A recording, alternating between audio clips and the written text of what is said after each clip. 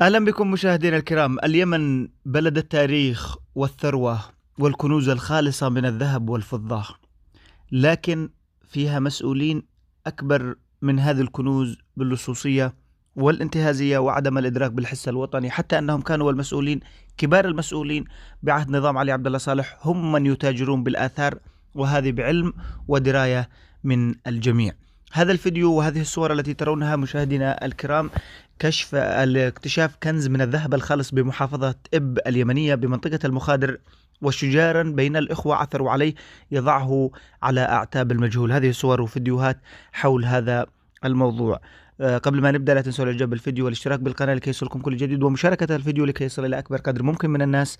الأمر الآخر، برأيكم ماذا لو استثمرت اليمن واستثمر مسؤولي اليمن بأكبر متحف بالجزيرة العربية وبالشرق الأوسط؟ لأن اليمن بلد الثروات وبلد الدول العميقة والقديمة كاملة. هل سيكون اليمن مثل الأردن؟ لعلمكم الأردن البلد الأول من دخله من السياحة والطب، تخيلوا الأردن، فما بالكم باليمن؟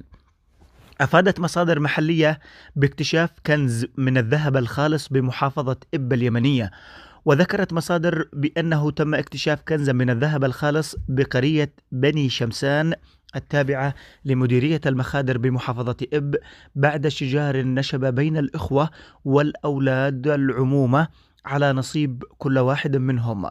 ونوهت المصادر بأن ذلك الشجار دفع أحدهم إلى إبلاغ الأجهزة الأمنية التي حضرت وأوقفت الجميع وتحفظت على الكنز الذي يعود طبقا للنقوش إلى الحضارة السبائية الأولى، أي قبل حوالي 9000 عام. وفي وقت سابق عثر مزارع بمديرية جبلة على تمثال من الذهب الخالص بالقرب من مزرعته، وتم مصادرة وحبس هذا الرجل الذي عثر على هذا. طبعا هذه ليست أول مرة يتم اكتشاف الذهب الخالص في محافظة إب وسط البلاد، وهي العاصمة السياحية للبلد.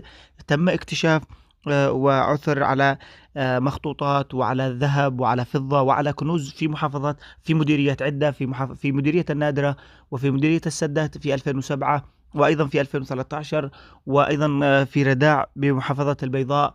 لماذا؟ لأن هذه المناطق كانت تتركز فيها الدول قتبان وسبا وحمير وأوسان والدولة الصليحية في جبلة. وأيضا في محافظة إب كان هناك تنوع كبير، سواء كانت الأرض، كان الملوك وأيضا أصحاب إيش نقول الذي يملكون أموال وتجار وكذا كانوا ينتقلون إلى هذه المحافظة، وعندما يموتون يتم دفن التابعات لهم أو التوابع لهم بهذا القبر. لكن جو المسؤولين حقنا فيما بعد هذا من الستينات إلى 2020 وما زالوا كل حقبة زمنية يتم مسؤوليها تهريب الآثار وأيضا عدم استخدامها والعبث بها. ولكم أن تتساءلوا الآن، أين محتوى الآثار؟ أين محتوى المتاحف؟ أين المحتوى الذي تم عثوره سواء كانت هذه أو غيرها وقبلها كثير؟ ستعرفون بأنه كما قالت التحقيقات الصحفية بأن المسؤولين حتى كانوا وزراء ومسؤولين كبار في عهد نظام علي عبد الله صالح يتم تهريب الآثار اليمنية على يديهم، وإلا كيف كانت تخرج من المطارات وغيرها. الأمر الثاني، كانت هذه الآثار أو كانت تجارة الآثار تجارة منظمة، مثل الاتجار بالبشر، الاتجار بالأعضاء، كانت يعني دخل لناس بهذا الكلام، رغم أنهم كانوا مش بحاجة لهذا البيع والشراء لأنهم مسؤولين ومعهم فلوس وكذا، ولكن عدم الحس والإدراك الوطني والمسؤولية جعلهم يتاجرون بأغلى ما يملك هذا الشعب العظيم. وبإذن الله اليمن ستعود بتاريخها مهما حاولوا طمس وشطب وبيع، إلا أنه سيأتي يوم بإذن الله ويعود كل حق لأهله وصاحبه، وستعود اليمن قوية بحول الله. أنا عندما أشوف عن الآثار والتراث والتاريخ أزعل، لأن بلدي ومستقبلي ومستقبل الأولاد ومستقبل الإخوة في مهب الريح.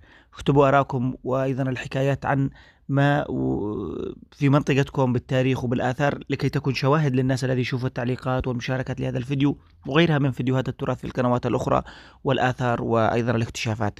دمتم في رعاية الله مشاهدينا الكرام، وحفظ الله اليمن الذي كان سعيد سيعود بإذن الله سعيدا ذات يوم ولو كره الكارهون. في أمان الله وحفظه.